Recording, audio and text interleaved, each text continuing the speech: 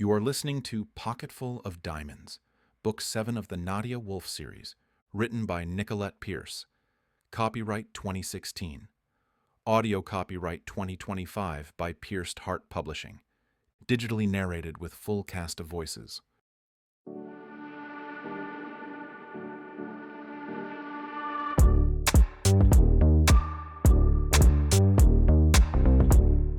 Chapter 13.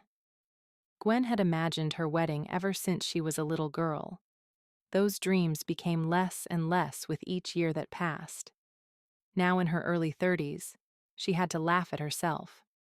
She was wrapped in a sheet and accessorized with cowrie shells, necklaces, bracelets, anklets. They also dangled from her hair. This was far from her vision, but it was perhaps a little more romantic, and a whole lot more than she ever thought possible. "You are so beautiful." Saba said when she secured the last shell. Ian is going to have the prettiest bride. Gwen felt her face heat. She was never given to blushing, but somehow the situation felt too intimate. For so long she had been on her own, and she never once minded it. But now, simple words of praise and friendship made her horribly self-conscious. Only a few minutes remained before she'd be brought to Ian. She was selfish for not leaving, but they could talk after the ceremony, and if he still wanted her to leave, then she would. For once, she wanted him to listen to her apology and truly forgive her. It was asking a lot. She had been pampered the entire day. Food and drink brought to her, a bath filled with flower petals, songs and laughter. They took care of her.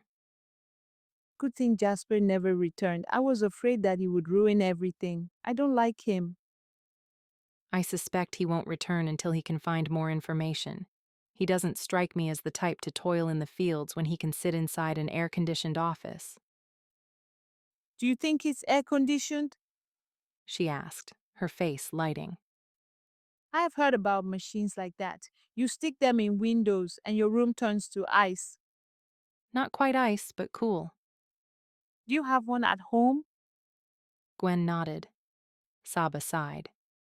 Someday I will have one too. You will need electricity before then. Ian was going to get it, but that was before he was taken away. Taken away by the rebels? Saba nodded. Does he seem different to you? Saba's lips pinched together as she thought. He is not very different, but there's something about him that has changed. I thought so too. You can ask him tonight, if you have time. Saba smiled widely. An apprehensive fluttering upset her stomach. What's going to happen when we leave the hut? I'm not familiar with weddings here. You might find things a little different, but Ian spoke with the elders. He wanted to make sure to leave the braided grass on. I'm not familiar with that. In the distance, she could hear the familiar sounds of drums and shakers, men and women singing a welcoming chant. Saba hopped in place. It's time. Are you ready? Gwen nodded. There was no turning back now, and she didn't want to. Ian stood near the river and looked out at the sunset. He felt ridiculous wearing a white wrap that hung around his hips and nothing else, but he didn't have a choice. It wasn't like he had a tuxedo in his hut, nor would Gwen wear a traditional Western dress. And when it came down to it, this is what the villagers expected. This was their tradition, and he would honor it. He just hoped the cloth stayed in place. He didn't want to surprise Jala again. When the drums and singers crowded around him, he knew it was time. They waited at the edge of the water until the group of women that had prepped Gwen brought her to him. They didn't have to wait long, and he could hear the women's voices blending in with the melody. The two groups joined together, and Gwen was placed at his side. She was beautiful. Her hair flowed with petite shells. They graced her entire body, and he never thought anything could be more lovely, not even if they were diamonds, especially since they weren't diamonds. She, like most of the women, was dressed in nothing but a white sheet wrapped around her, and it was perfect. He no longer minded the tradition so much. There was something so gentle and pure about her when divested of Western clothes. Maybe it was the warm night, or the way the lingering sun coated her hair with pinks and reds. For a moment he thought this might actually work. They might have a chance. He tried to push the thought away, but he really didn't want to, and so he let it take hold, at least for tonight. Gwen looked at him cautiously. "You didn't run," he said softly. She shook her head. He should have been upset, should have been nervous, but all he felt was that everything was right. But nothing was. So why was he relieved she had stayed?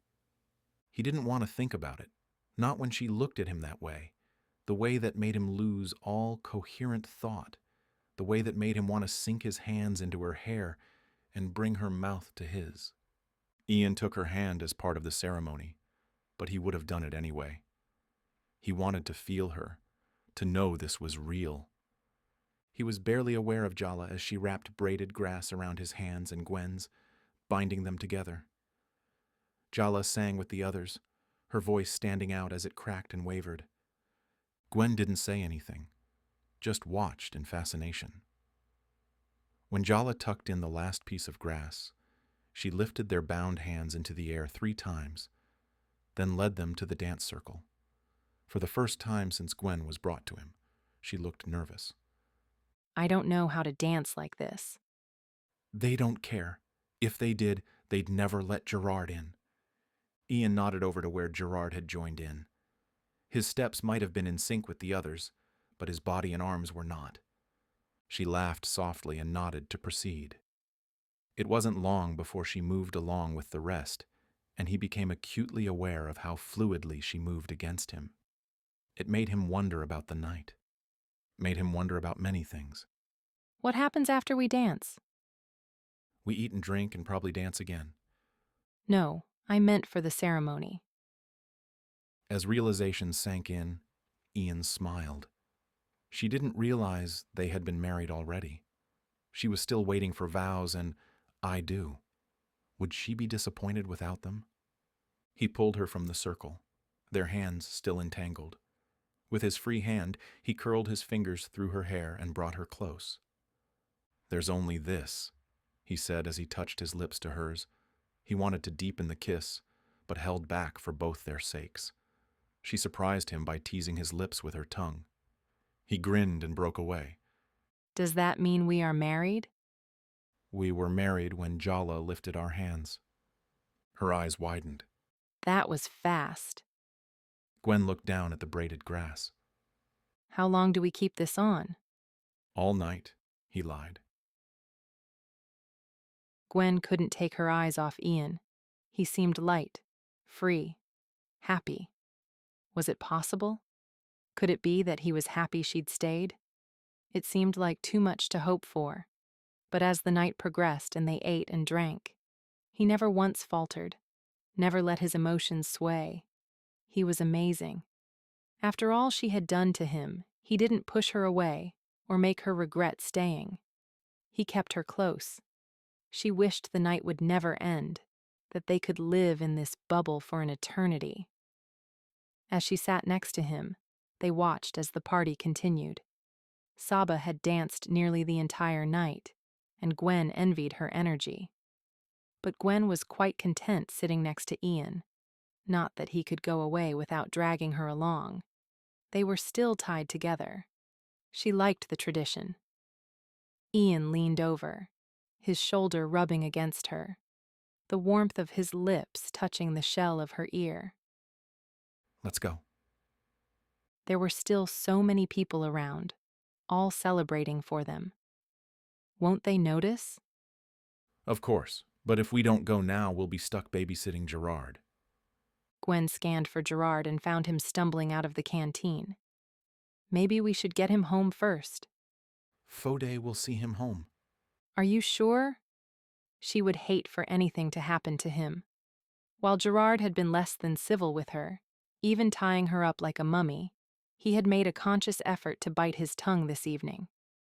At one point, he might have bit hard because he winced. Trust me, Ian said, pulling her to her feet. Look, Saba is already heading over to him. She'll make sure he gets home. She was very helpful today. She did a good job. His gaze caressed her. You look beautiful. I approve of the dress. Gwen's heated gaze cast along his form. He really did look amazing in just a sheet. She wondered how securely wrapped it was. And I approve of yours. He tugged her close to him. Are there any safety pins holding your dress together? She shook her head. How about you?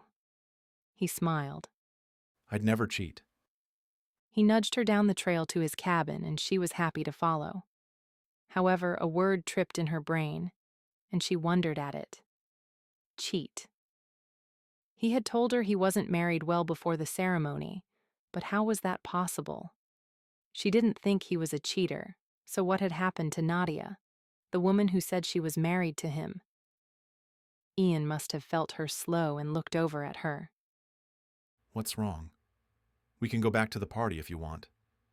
No, I was just wondering about Nadia. Can I tell you tomorrow? Why tomorrow? Because I don't want you to think less of me. Not tonight. How could I think less of you? You have a swarm of admirers here, and you take their best interest to heart. I couldn't think less of you even if you tried to sway me. He reached up, gently grazing his fingertips against her chin. She watched the war as it played in his eyes. Do I have to remind you of what I am? She asked, tilting her head to the side. She really didn't want to rehash the past, but she would, if only to make him see how wonderful he was compared to her. How could you possibly have anything to worry about? Then can I tell you the quick version? She nodded. As long as I can ask questions. That defeats the purpose of the quick version. But I'll tell you anyway. I'm a younger brother to two of the most obnoxiously perfect men in existence. When she raised a brow, he placed a finger on her lips. My version of the story. He amended. She nodded. I tried for years to best them, and could only do so by some underhanded stealing of the girlfriend variety. Gwen wasn't sure she wanted to know that. He'd probably had many girlfriends of his own that she wouldn't want to know about, let alone that he was stealing his brother's. It added too many people into the mix, and her neck prickled with heat. I went too far one night. It was well after you had left the first time. He raised his eyes upward as if trying to recall information. In fact, I had received some disturbing news here, so I went to hide the Matahari necklace that you eventually stole, and then went to see my brother Grayson about help for the village. He knows a lot of lawyers and had a security team that would be able to help me. He looked at her, grimacing. This story is actually longer than I thought, but I don't want questions. She nodded for him to continue. His assistant blocked me from seeing him. She actually blocked everyone, including his girlfriend, who had to basically kick down his door in order to get into his penthouse. Nadia did that? When he nodded, she smiled. I can see that. I actually liked her the few days I knew her. But did she actually kick the door down, or are you exaggerating? He put his finger back on her lips. Shh, or we'll never get through this. Where was I? You were trying to see your brother, she mumbled from under his finger. Yes, and I was told I couldn't. But I was given Nadia's cell phone that she dropped in the hall while attempting to break in, so I returned it to her. And then married her? Well, I was irritated with Grayson for being duped by his assistant, plus Nadia deserved to blow off steam. So after a few drinks, her friend, who happened to own a wedding chapel, married us. Her mouth must have dropped open because he gently tapped it closed with his finger. I told you you'd think less of me. I'm a little stunned that you would marry someone after knowing them for an hour. Maybe 2 hours. Oh, God. And she had just done the same. She might have known him for more than 2 hours, but they'd been in each other's company for less than a combined total of 36 hours. Gwen, look at me. You just did the same thing with me. No, please, look at me. Gwen tried to maintain eye contact, but she wanted to crawl into a hole. I was a different person then. He tried to explain. I married Nadia to annoy Grayson, and it worked. Nadia and I annulled the marriage as soon as we could. She might have been upset with me initially, but she doesn't hate me, and neither does Grayson. We never slept together. He took a breath. I guess what I'm trying to say is don't compare the two. It's hard not to. Gwen, I was a different person. I was an idiot. How? You already know how I was an idiot. No, how are you a different person? He shook his head. I'm not doing this tonight. I agreed to discuss Nadia, but that is all. I'm sorry, but I can't. Not right now. Why? His jaw twitched, and Gwen could see Ian holding back emotions that threatened to consume him. Please, leave it alone for right now. You already see me in a tainted light. I can't say more. His eyes pleaded with her. Please, don't. Slowly, she nodded and began walking along the trail again. She had known there was something different about Ian. She just wished she knew what happened to make him change, and why he was so reluctant to say anything. If he was willing to reveal his sham marriage, then what could possibly be holding him back? What could be worse? Well, as long as it had nothing to do with another woman, she would deal with it when the time came. When it came to Ian, she was becoming quite territorial. When the time came, what was she thinking? She still needed to report back to Duvine. How would she explain her disappearance to Ian? How could she explain Duvine? And here she had been upset with Ian for marrying a stranger. She was the idiot, not him. Why did they have to talk and ruin the evening? It would have been better if she had never asked him. Everything would still be right in the world. Until tomorrow. They reached Ian's cabin and he stopped at the door but didn't open it. He looked at her as if understanding how jumbled her mind was. Maybe his was the same. I want you. He said, and leaned in to brush his lips against hers. More than I've wanted anyone in my life. We can talk as much as you want tomorrow, but can we just have tonight? Just you and me with no pasts to burden us. She nodded. No pasts. No more talking. He lifted her up, cradling her in his arms. Her hand draped on her shoulder so that their bound hands remained so. She didn't want to let him stray far, not tonight. A slight kick to the door swung it open to reveal candles glowing and flower petals sprinkled on crisp white sheets. "Beautiful," she breathed. He set her on the floor, her feet on the hard surface but her body tight against his. You are beautiful. She had never really believed it before, but the way he looked at her made her believe.